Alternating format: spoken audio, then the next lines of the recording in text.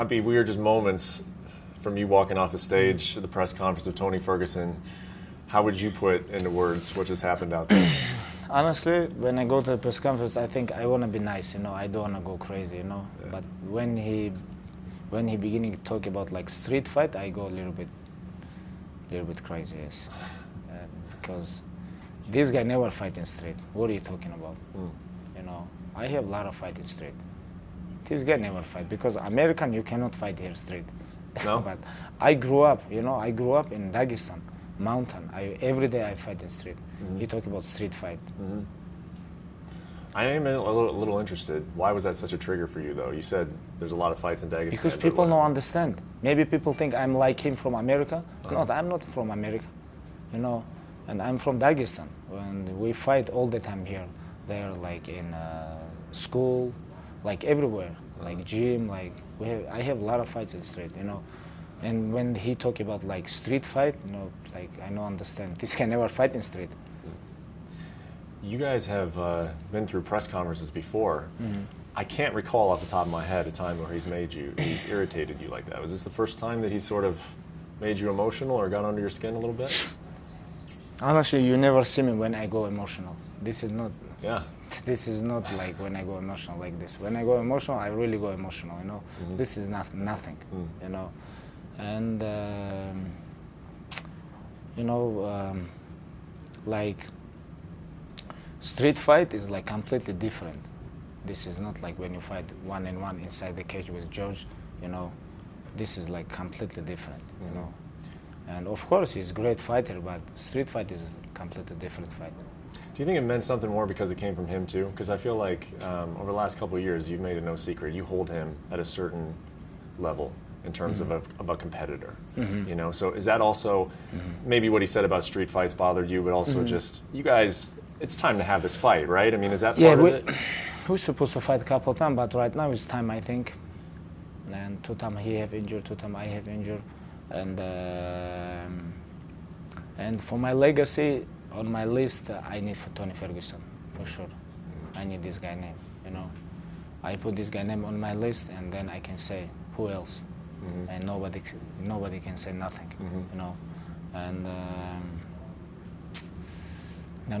I'm very excited about this fight, but about my emotional, you guys know I have before I have a lot of beef, but nothing go inside my mind. Yeah, we don't need to worry about you yes, being too fired up for this one. I'm relaxed. I have real Mexican gangster with me, I have real Dagestan gangster with me, Like I have both sides, I know Mexican people, I know Dagestan people, I know American people, but I don't like when people go try to be fake.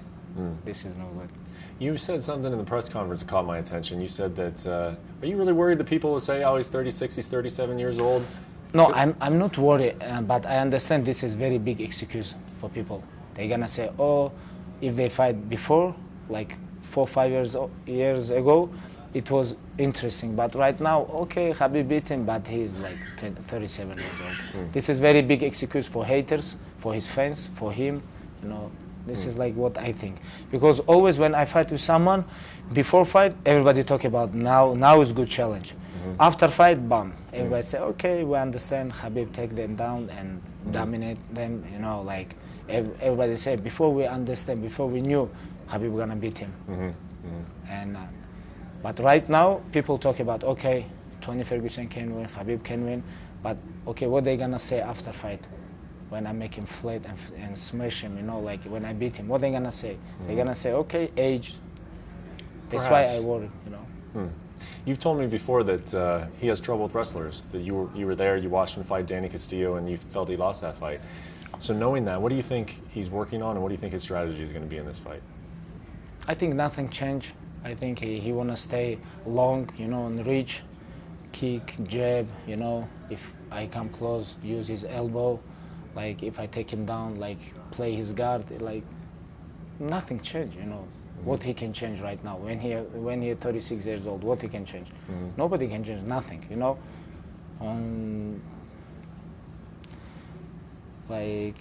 If you ask about me, about myself, I improve a lot.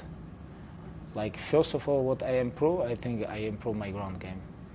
Really? Yes, Like what part of it?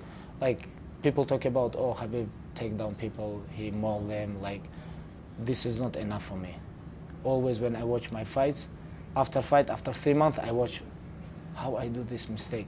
Like after 3 months, and I think I have to move this, I have to put my leg there. You know, like always I watch and I think, wow, 3 months ago, I do this 3 months ago, now I'm different, you know? And always like I try to learn, you know?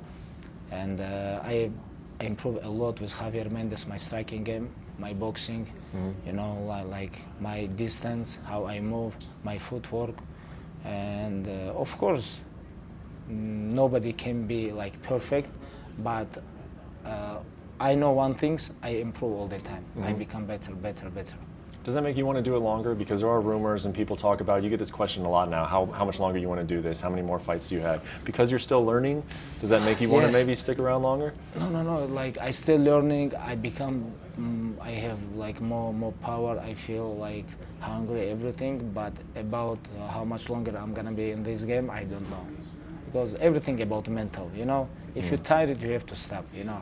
If you enjoy with this, if you understand, if your close people, your sparring partners, father, like Coach Javier, like Ali, like everybody say to me, hey, you become better, because they always honest with me.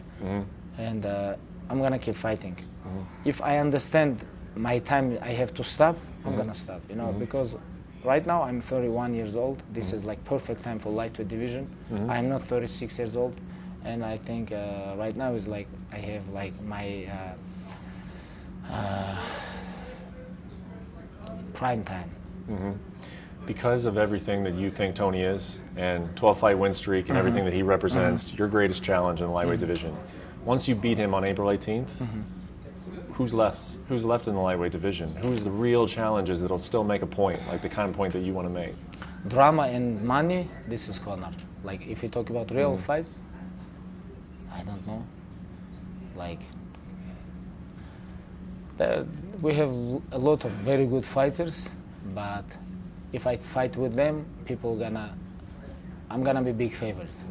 Like not like with Tony or other guys. I'm gonna be big favorite. This is make sense or no? We have to think. You want that? Does that interest you? Like people ask me when after Conor, when they give me Dustin Poirier, where you get motivation? You know, I find. You know, when I told people, hey, I have big motivation, I'm hungry, I really want to compete with best fighters in the world, you know, this is inside my blood, you know, I feel this, you know, I do this all my life. Like some people believe me, some people no, because they think, you know, I'm famous, I have money, I have belt, I defend my belt, I just finished my biggest fight in UFC history, you know, in combat sport history. Now they give me Dustin Poirier. Where are you gonna get motivation? Like I told people, I have. Right now I have. You know, like we never know what's gonna happen tomorrow. How do you feel about Gaethje? Because I think that would be the one guy left, right? People are like, do you feel like he's a real legitimate threat, or do you think he's he's top, high level lightweight right now. He on the top, like one of the best lightweight right now. I think like Gaethje, Hooker is very good, Islam, like they have like 5-6. You know, like Charles Oliveira, Kevin Lee, you know, Hooker, you know, it's like Paulo Ferreira, a lot of tough guys, but I think they're gonna fight each other. They have to fight. You know, what they have position, I've been there. I've been there, you know, because I fight with everybody, fight, 28 fight, you know, 12 fight in UFC. And they have to fight each other. They have to fight. And then you would have interest in those guys, you think? You would, okay. I know you don't want to, we don't need to talk about Conor McGregor, he's not involved in this fight. But I did ask you in California, I do want to follow up. I asked you, if Dana White calls you, cell phone, he wants you to fight Conor McGregor, you said, I'm going to tell him, don't call me about this guy. We don't need to talk about this guy. So if after you beat Tony Ferguson on April 18th, you get that cell phone call. This guy gonna call me. He's gonna call you and ask you for that fight. He's gonna call me, because he's gonna call me 100%. Then please don't call me. If you want dinner, let's go. But we'll see. We'll see. He's gonna call me. But let's focus on Tony Ferguson right now. You know, we have a lot of options. You know, some people like in Middle East, in Saudi Arabia, they already ask me like very big money for fight Floyd Mayweather. I have contract with the UFC, you know. I have fight contract. I have to fight with Tony Ferguson, you know. It's like, you know, when you become big star, everybody wanna see you against everybody, you know, like fight with him, you know, like this is crazy, but I have to focus. I have to be focused on my opponent. Right now I have big challenge. Even if he's stupid guy, he's a great fighter, you know. He's a great fighter, he has very good skill, you know. He can kick, he can punch, he can wrestle, he can grapple with you, you know.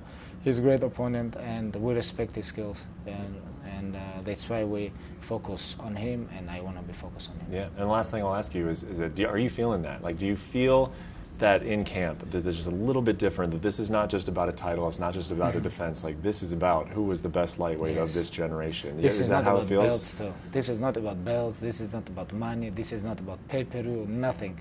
This is about history, because after 50 years, people are gonna watch this fight.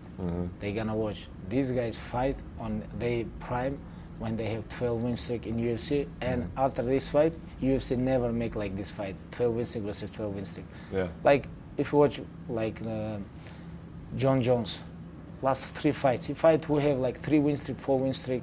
These guys, like, if you wanna build yourself, like if you wanna become legend, you have to take risk. You know, like when you fight with somebody, it's have to be risk. You know, people have to talk about, oh, maybe he lose, maybe he win. Okay, you win. Next fight, he have to be same. Like for example, Tyson Fury, why he become big? He take fight Klitschko, he beat him. People talk about Klitschko gonna beat him. Then he fight Wilder, draw. Then again he fight Wilder. People talk about 50-50, or maybe Wilder gonna knock him out. But he come and smash him. You know, like dominate him. That's why he become big. You have to take challenge. You have to be like, people have to talk, okay, like maybe you're gonna lose, but right now what position we have? I'm gonna fight with Tony Ferguson. People talk about, oh, Tony Ferguson can beat him. This is his toughest challenge. This is what I like. Thanks for watching ESPN on YouTube. For more sports and analysis, download the ESPN app, and for live streaming and special content, subscribe to ESPN+.